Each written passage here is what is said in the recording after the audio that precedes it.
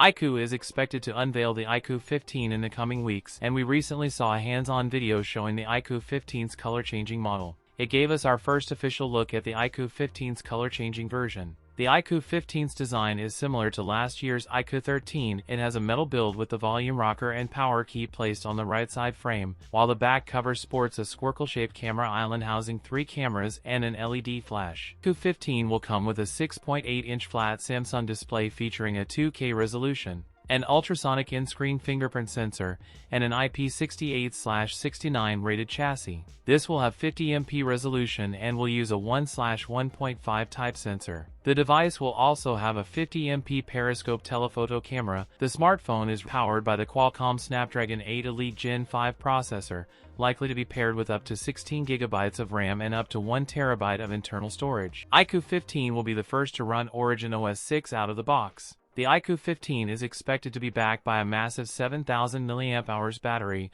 offering lasting performance and could offer 100W fast charging support. That's it for today's video. If you enjoyed it, don't forget to like, comment, and subscribe for more content. Thanks for watching, and I'll see you in the next one.